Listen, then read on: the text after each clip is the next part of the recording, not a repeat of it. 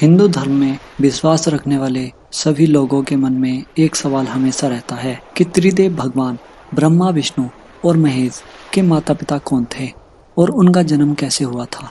ये सवाल लाखों सालों से पूछे जा रहे हैं। इन सवाल का जवाब अलग अलग धार्मिक कथाओं में अलग अलग मिलता है। इस वीडियो के जरिए से ये बताने जा रहा हूँ कि त्रिदेव के माता पिता कौन थे और इनका जन्म कैसे हुआ था।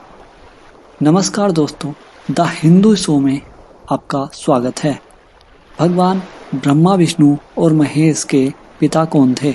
भगवान ब्रह्मा, विष्णु और महेश के संबंध में हिंदू मानस पटल पर भ्रम की स्थिति है। वे उनको ही सर्वोत्तम और शंभु मानते हैं, लेकिन क्या यह सच है? क्या भगवान ब्रह्मा, विष्णु और महेश का कोई पिता नहीं है?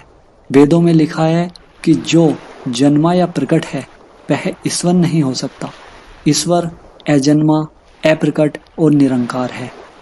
वास्तविक में त्रिदेव भगवान ब्रह्मा, विष्णु और महेश की कथा को भगवान शिव के भक्तों ने भगवान शिव के आधार पर बनाकर लिखा है, तो भगवान विष्णु के भक्तों ने भगवान विष्णु के आधार पर।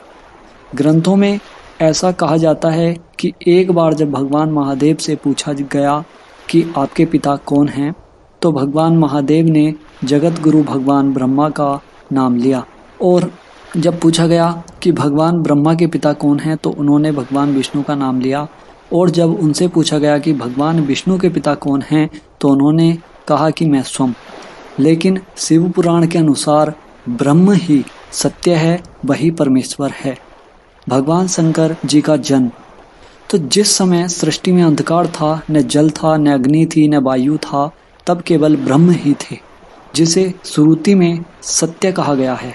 सत्य अर्थात अविनाशी परमात्मा। उस पर ब्रह्म काल ने कुछ समय के बाद द्वितीय होने की इच्छा प्रकट की, और उसके भीतर से एक अनेक होने का संकल्प उदित हुआ। जब उस परमात्मा ने अपनी लीला शक्ति से आकार की कल्पना की, परम ब्रह्म अर्थात एकाक्षर ब्रह्म, और वह परम ब्रह्म भगवान सदाशिव हैं। प्राचीन ग्रंथ उन्हीं को ईश्वर मानता है। सदाशिव ने अपने शरीर से शक्ति की सृष्टि की, जो उनके अंग से कभी अलग होने वाली नहीं थी। वह शक्ति अंबिका कही गई। शक्ति की देवी ने ही लक्ष्मी, सावित्री और पार्वती के रूप में जन्म लिया, और भगवान ब्रह्मा, विष्णु और महेश से विवाह किया। उस काल रूपी सदाशिव की अर्धांगिनी दुर्गा हैं। काल रूपी सदाशिव ने शक्ति के साथ शिवलोक नामक क्षेत्र का निर्माण किया।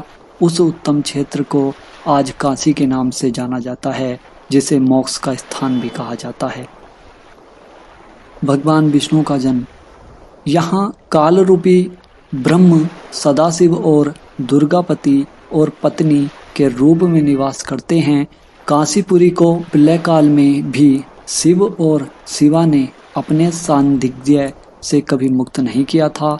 इस आनंद रूप वन में रमण करते हुए एक समय शिव को यह इच्छा उत्पन्न हुई कि कुछ दूसरे पुरुष की सृष्टि करनी चाहिए, जिस पर सृष्टि निर्माण का कार्यभार रखकर वह निर्वाण धारण करें।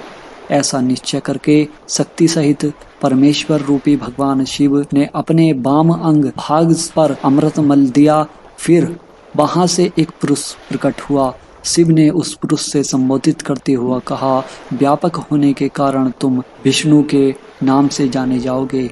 इस प्रकार शिव पुराण के अनुसार विष्णु के माता और पिता काल रूपी सदाशिव और पराशक्ति दुर्गा हैं। भगवान ब्रह्मा जी का जन्म। शिव पुराण के अनुसार भगवान विष्णु को उत्पन्न करने के लिए ब्रह्म, सदाशिव और दुर्गा शक्ति ने पूर्व व्रत प्रयत्न करके भगवान ब्रह्मा जी को अपने दाहिने अंग से उत्पन्न किया, और तुरंत ही भगवान विष्णु के नाभि कमल में डाल दिया। उस कमल से पुत्र के रूप में भगवान ब्रह्मा जी हिरण्यगर्भ का जन्म हुआ। इस प्रकार त्रिदेव भगवान ब्रह्मा, विष्णु और रुद्र इन देवताओं में गुण हैं, और सदाशिव गुणातीत माने गए हैं।